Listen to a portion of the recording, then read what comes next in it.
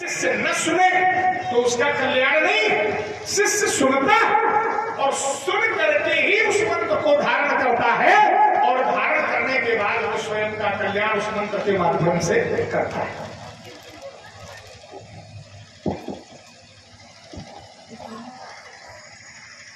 ये दोनों हाँ, यदि अगर सामान्य व्यक्ति के द्वारा बात कही जाए तो सुनी हुई बात गलत हो सकती है, लेकिन अगर असामान्य व्यक्ति बात कह रहा है देखा जाए तो सुनी हुई बात कभी गलत नहीं हो सकती। सबसे पहली भक्ति सुनने जैसे नाथ सुना मैं अस शिव पाही, नाथ सुना मैं अस शिव पाही और महाप्रलय नाश तब नहीं।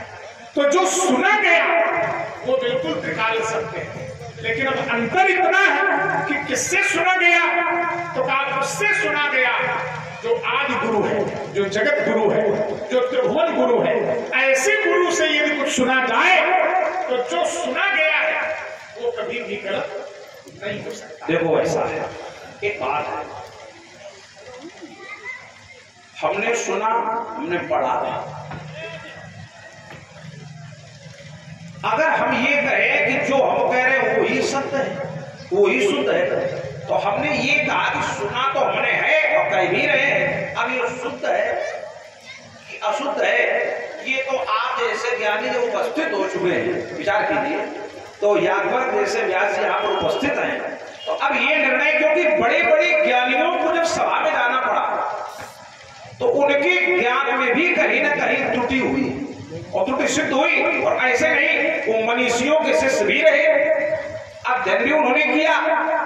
लेकिन ऐसा होता है, कोई व्यक्ति ज्ञानी कितना भी हो, लेकिन ज्ञान में कहीं ना कहीं से अगर कोई त्रुटि है तो जब उससे बड़ा ज्ञानी आएगा तो उसे सावधान करेगा। जैसे राजा जनक की सभा में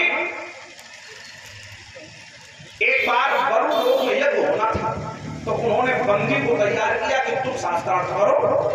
तो बंदी ने यज्ञ में सभी को हरा दिया, यहां तक कि अष्टावक्र के जो पिता थे कहुड़ ऋषि, उनको भी शास्त्रार्थ में पराजित कर दिया। बाद में अष्टावक्र गए और कभी कभी लोग सुन के कभी भी निकाल देते, वेद पाठ कर रहे थे कहुड़ ऋषि और अष्टावक्र ने कुछ सुना नहीं था। देखो बात समझने की है, आपने कहा सुन के ज्ञान, कभी कभी ऐसा ही ज्ञान होता है, बिना सुने भी होता है। सुना नहीं था, लेकिन फिर भी अष्टावक्र ने गर्व से आवाज दी कि तुम्हारा वेद का पाठ अशुद्ध है। तो पिता ने श्राप दे दिया कि जाओ तुम इतने उत्तम लोग पिता को ज्ञान दे, तुम 8 जगह से टेढ़े हो जाओ। अष्टावक्र हो गए, लेकिन अब अशुद्ध कौन पढ़ रहा था? पिताजी। शुद्ध कौन करा रहा है? बेटा। और कहां से करा रहा है? गर्व से। क्योंकि दोष जो था वो बेटे में नहीं था, वो दोष इतना ही था कि उन्होंने पिता को उचित ज्ञान दिया।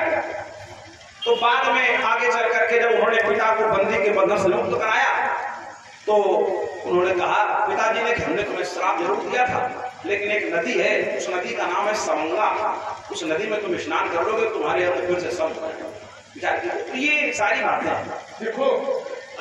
और इसी क्रम में आप हैं, बहुत सुंदर प्रस्तुति, आप हैं रामपुर से चाचा छोटा यादव की तरफ से 50 मुद्राएं परशुराम जी के चरणों में और 50 मुद्राएं लखनलाल हिसाब से। तो ये है, जैसे तुमने कहा कि कितना भी ज्ञान क्यों न हो, लेकिन ज्ञान में दोष होता ही है।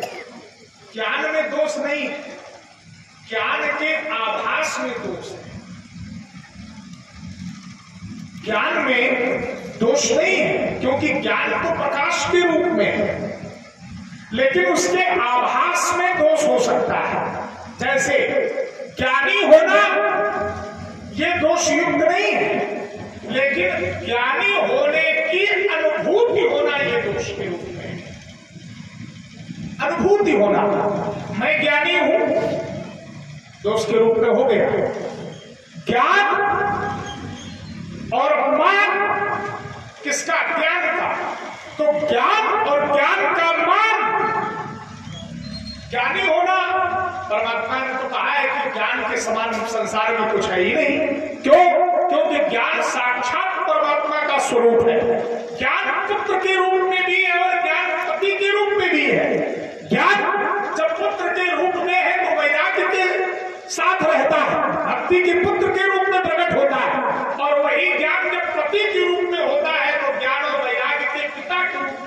पत्नी के पति के रूप में प्रकट होता है।